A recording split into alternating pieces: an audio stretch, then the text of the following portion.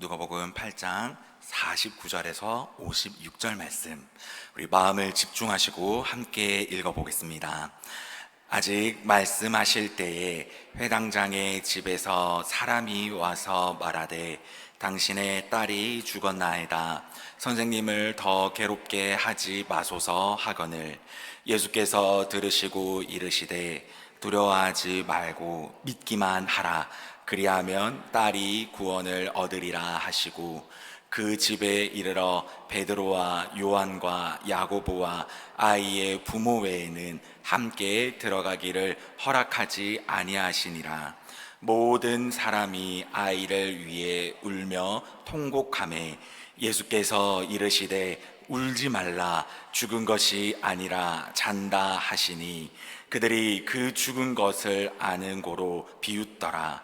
예수께서 아이의 손을 잡고 불러 이르시되 아이야 일어나라 하시니 그 영이 돌아와 아이가 곧 일어나거늘 예수께서 먹을 것을 주라 명하시니 그 부모가 놀라는지라.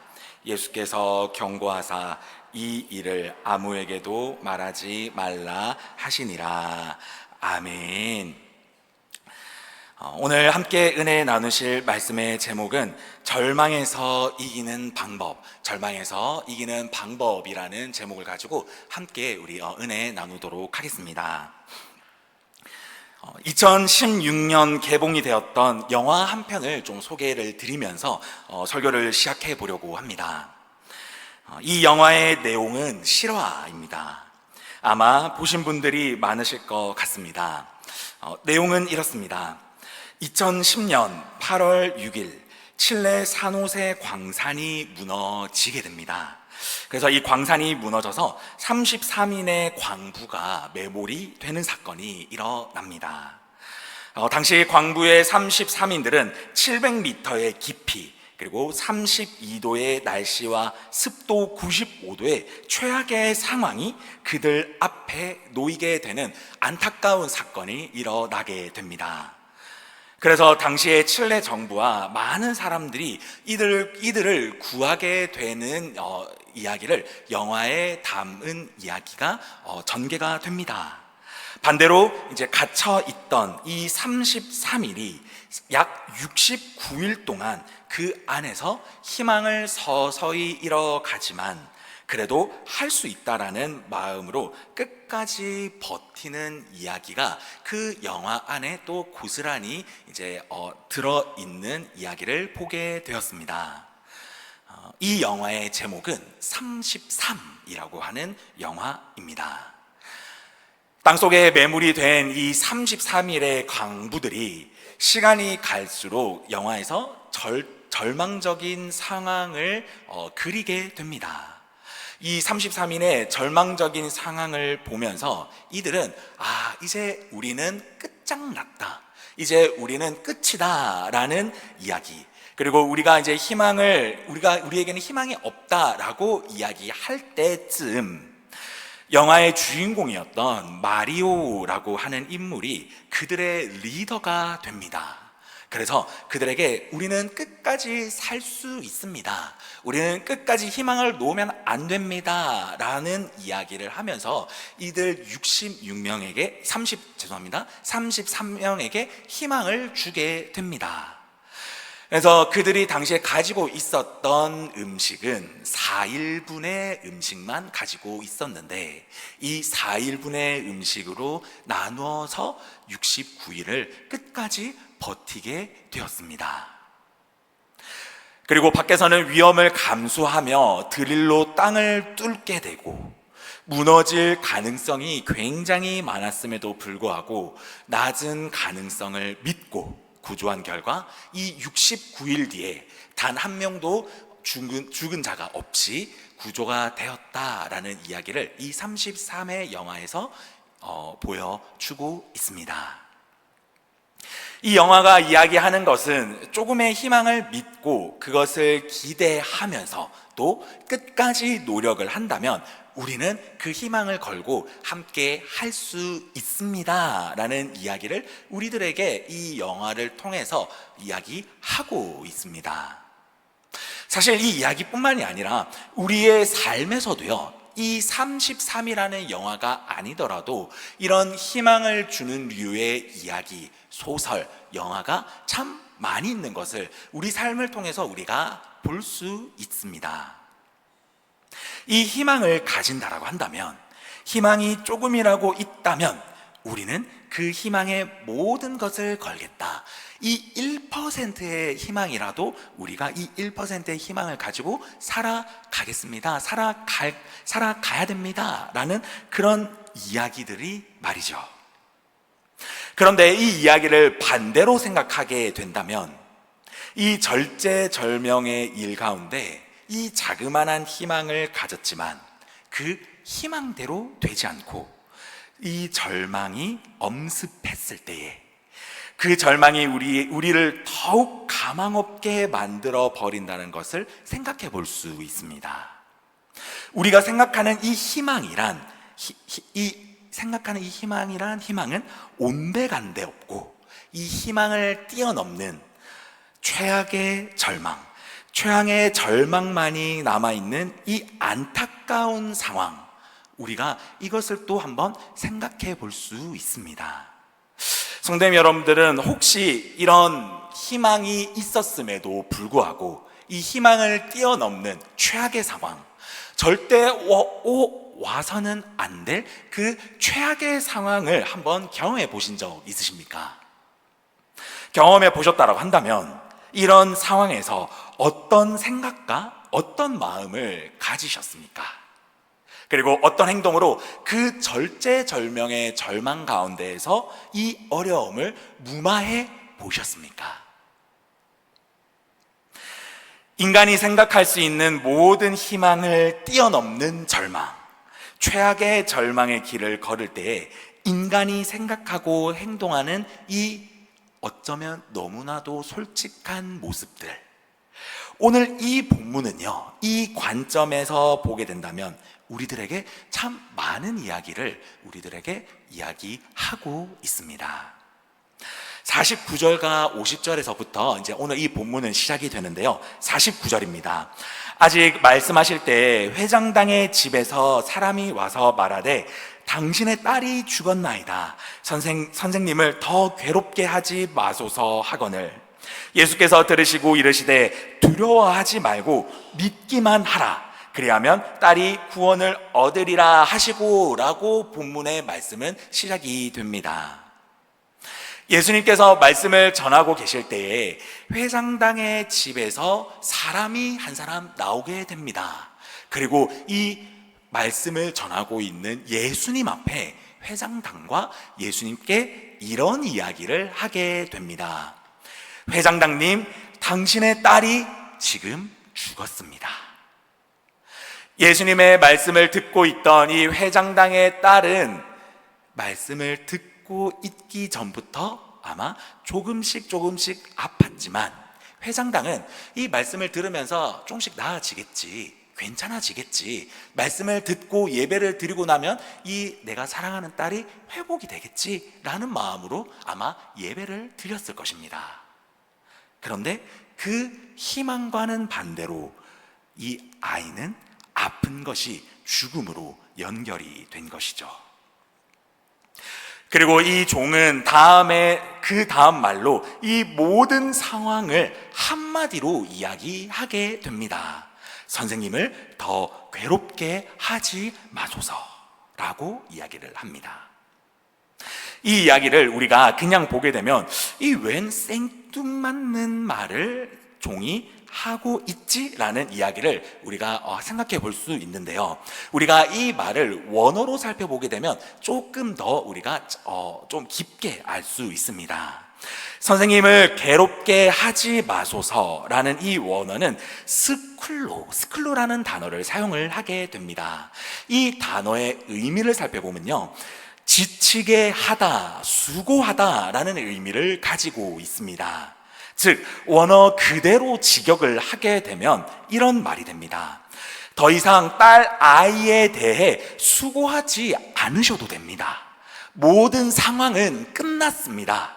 당신의 사랑하고 아끼는 그 딸은 죽었습니다 라는 뜻으로 해석해 볼 수 있습니다. 이 말을 들은 회장당의 마음은 어땠을까요? 너무나도 사랑하는 아이가 아픈 것을 알고 있었지만, 그럼에도 예수님의 말씀을 듣고 싶어서 이 자리에 왔을 겁니다. 사랑하는 딸이 비록 아파서 누워 있었지만 그럼에도 불구하고 예수 그리스도의 그 말씀이 더 귀하기에 이 회장당은 말씀을 듣는 것을 선택한 것입니다. 그 자리에서 말씀을 들으며 마음속으로는 내 사랑하는 딸의 회복을 위해서 아마 간절하게 기도했을 것입니다. 자그마한 희망을 그는 가지고 있었다라는 것이죠. 그렇지만 그 한마디가 이 회장당의 억장을 화르르 무너뜨리지 않았을까요?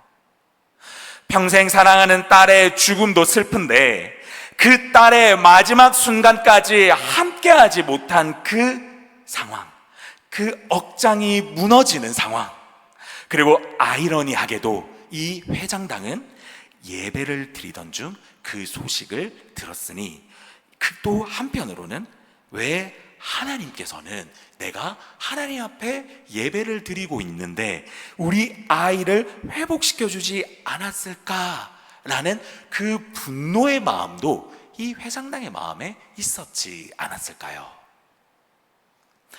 회장당의 종의 이 확정적인 한마디, 더 괴롭게 하지 마소서. 회장당님, 모든 상황이 끝났습니다. 이 아이는 죽었기에 기도를 해도 소용이 없을 것이고 예배를 해도 소용이 없을 것입니다. 모든 것이 소용없습니다 라는 이 이야기를 통해 얼마나 깊은 슬픔 가운데, 최악의 그 절망 가운데 이 회장당은 빠져버렸을 것입니다. 이를 옆에서 듣고 있던 예수님께서는 말씀하십니다. 두려워하지 말고 믿기만 하라. 그리하면 너희의 딸이 구원을 얻을 것이다 라고 말씀을 하시는데도 이 회장당이 예수님의 이 말씀에 귀에 들어왔을까요? 아마 예수님께서 그런 확정적인 말씀을 하셨음에도 불구하고 이 회장당의 마음은 사실 위로가 되지 않았을 겁니다. 예수님께서 이 말씀을 하시며 그의 집으로 함께 그 길목을 터벅터벅 걸어가는데도 이 회장당은 넋이 나갔지 않았을까요? 예수님의 말에 전혀 기대도 없고 마음도 없고 생각도 없이 이 상황이 주는 최악의 슬픔, 최악의 절망 가운데 아마 이 회장당은 젖어 있지 않았을까요? 이 말씀을 통해서 우리가 잠깐 체크해 봐야 될 것들이 있습니다. 그것은요, 오늘 이 본문을 통해서, 오늘 이 서두를 통해서요, 나의 삶과 신앙이 지금 분리가 되어 있는지 아닌지, 아니면 나의 삶 가운데 내 신앙이 지금 제대로 작동되고 있는지 한번 우리가 오늘 이 본문, 이 서두를 통해서 잠깐 체크해 봐야 됩니다. 우리가 교회를 나와 하나님을 찬양하고 예배하며 자리를 지키는 거 너무 좋습니다. 그런데 이 우리의 신앙이 신앙 따로, 생활 따로, 또 우리의 삶 따로가 되어서 내 삶에서 내 신앙이 작동하지 않는다라고 한다면 우리의 삶에서 진짜 그리스도인의 능력은 드러날 수가 없습니다. 오늘 이 회당장의 모습이 딱 그 모습입니다. 오늘 이 회당장의 삶이 그것을 적나라하게 우리들에게 보여주고 있습니다. 삶에서 최악의 절망이 다가올 때 내가 붙잡고 있던 신앙, 내가 믿고 있던 신앙이 제대로 작동하지 않으니까, 매일 듣는 하나님의 말씀이 내 절망 속에서 작동하지 않으니까 절망 그대로 내가 그 절망을 받아들이고 그 절망의 구렁텅이에 그냥 내가 푹 들어가는 모습을 보여주고 있다라는 것입니다. 이런 모습을 너무 잘 아셨던 우리 예수님이셨기에 예수님께서는 옆에서 두려워하지 말라, 너가 두려워하면 안 된다, 너가 믿기만 하면 된다 라는 이 말은 사실 이 삶과 신앙의 결합을 이 오늘 회당장에게 요구하는 말씀이었던 것이죠. 반대로 지금 이 회당장은 우리 이 인간의 정말 솔직한 모습 그대로 그러지 못한 모습을 보여주고 있는 것을 오늘 우리 이 본문을 통하여 알 수 있다는 것이죠. 그런데 우리가 본문을 살펴보게 되면 이런 모습을 회당장만 보인 게 아니었습니다. 52절 53절입니다. 모든 사람이 아이를 위해 울며 통곡하며 예수께서 이르시되 울지 말라, 죽은 것이 아니라 잔다 하시니 그들이 그 죽은 것을 아는 고로 비웃더라 라고 오늘 본문은 이야기를 하고 있습니다. 예수님께서 그 집에 들어가셔서 모든 자들이 울고 있는 그때에 예수님의 말씀이 모든 사람의 마음을 감동시키지 않았습니다. 예수님의 말씀을 모두 믿지 않습니다.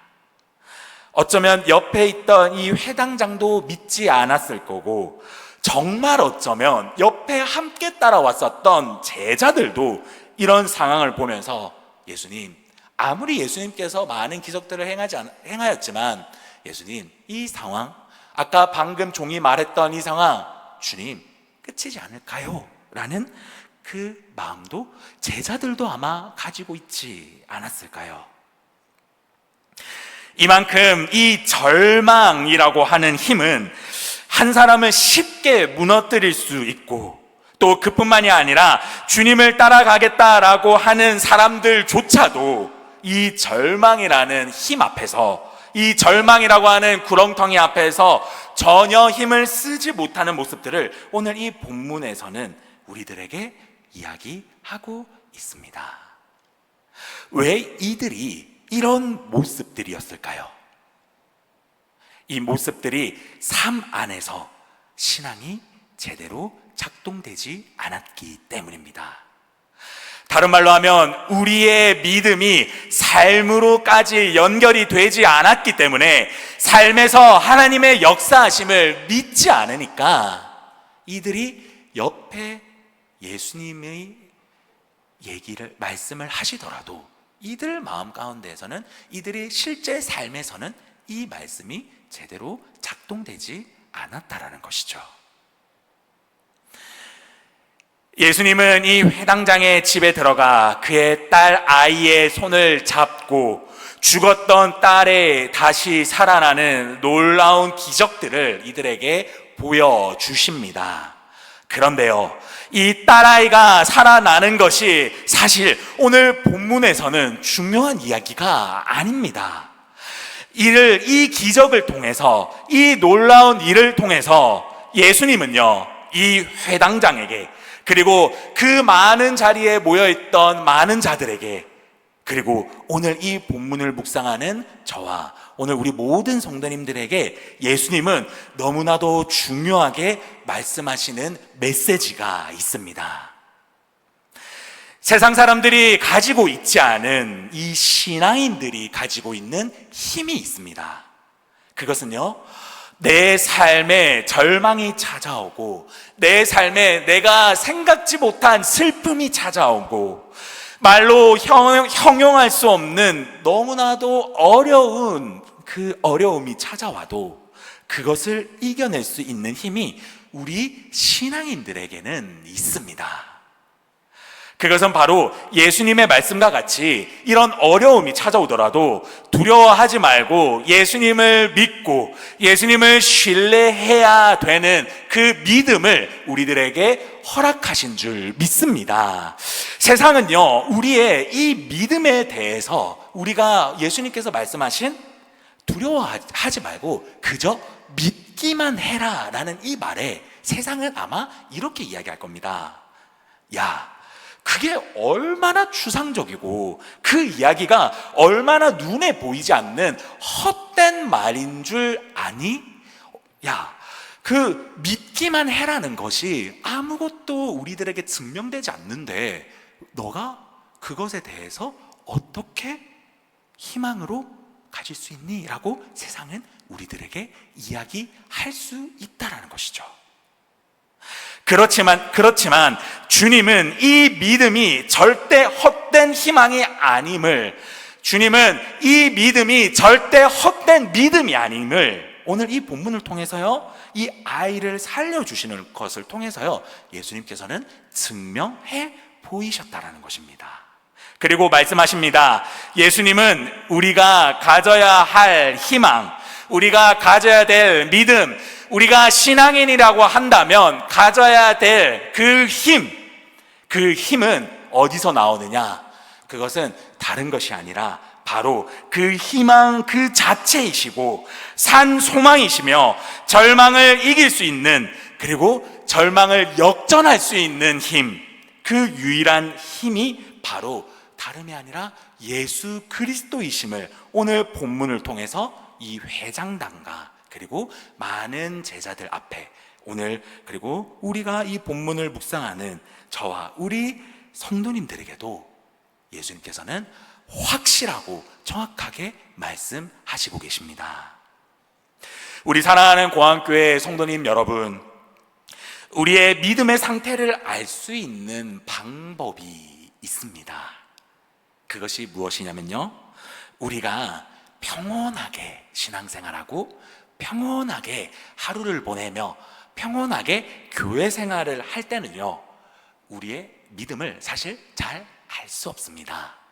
우리의 믿음이 어느 상태에 와 있는지, 우리의 신앙이 어느 상태에 와 있는지를 알 수 있는 방법은 믿음이 정말로 드러나야 될 때, 절망이 찾아왔을 때, 슬픔이 찾아왔을 때, 말로 할 수 없는 그 어려움이 우리들에게 찾아왔을 때 우리가 어떤 선택을 하는지, 우리가 그 어려움 앞에, 어려움이 우리 앞에 도래했을 때 우리가 어떤 생각과 어떤 행동을 하는지, 우리가 그것을 보게 된다면 내가 지금 어떤 믿음을 가지고 있구나라는 것을 알 수 있습니다.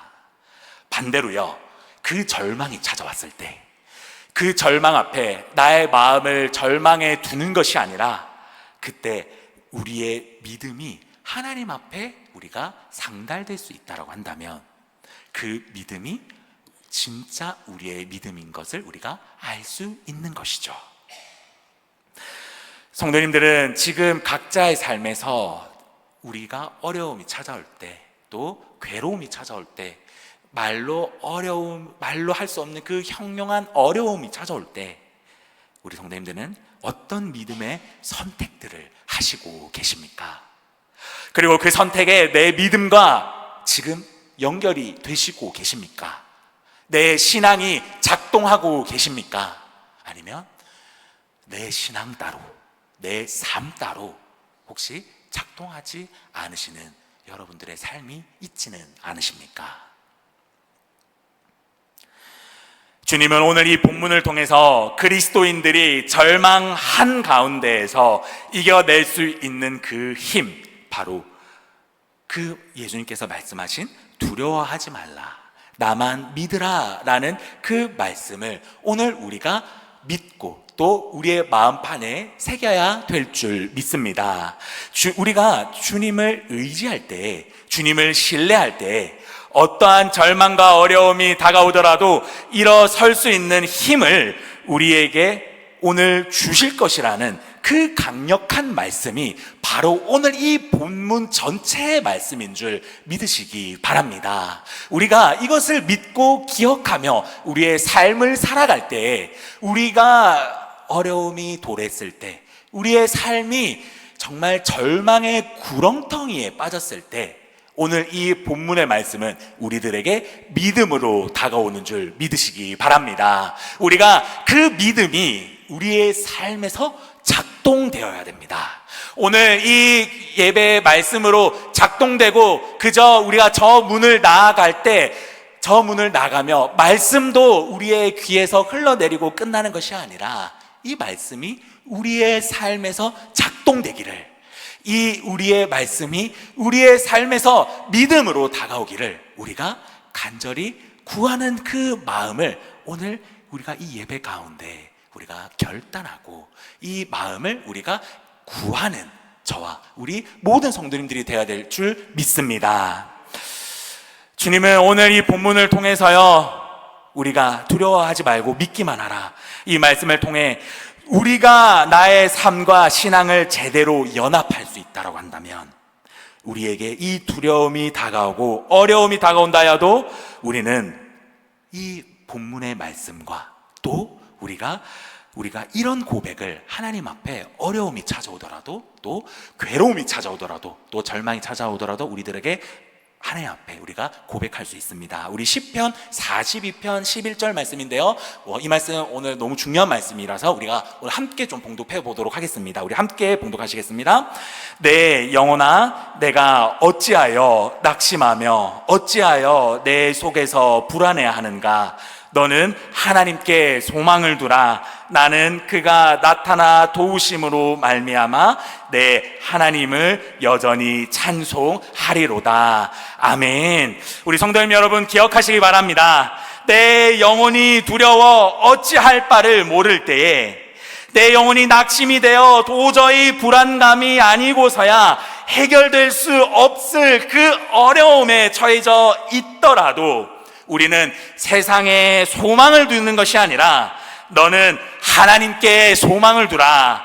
너는 하나님께 온 마음을 두라. 너는 하나님께 모든 시선을 두는 우리 모든 성도님들이 되시기를 예수 그리스도 이름으로 간절히 소망합니다. 우리가 하나님께 소망을 둘 때, 우리가 하나님께 모든 마음을 둘 때, 예수님께 우리의 모든 소망을 둘 때 하나님은 나타나 도와주시기 때문에 이 최악의 고난에서도 하나님을 찬송할 수 있듯 예수님께 소망을 둘 때 그의 놀라운 기적과 같은 일이 일어나면서 또 우리의 삶에서 예수님이 예수님됨을 우리의 삶에서 경험할 수 있는, 경험이 될 수 있는 저와 우리 모든 성도님들이 되시기를 예수 그리스도 이름으로 간절히 소망합니다.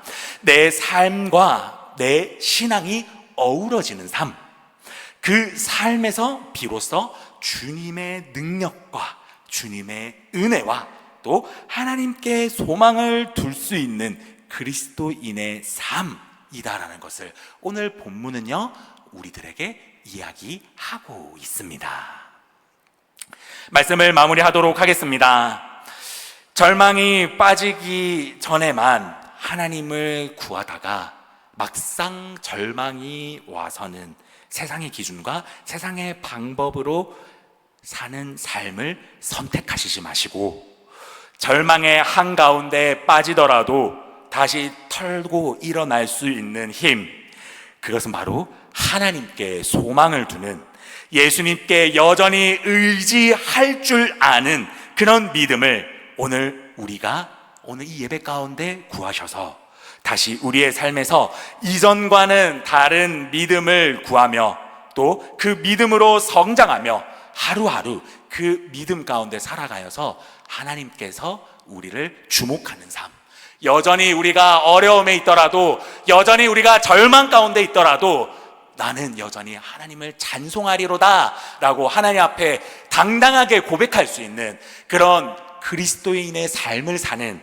저와 우리 모든 사랑하는 성도님들이 되시기를 예수 그리스도의 이름으로 간절히 소망합니다. 아멘.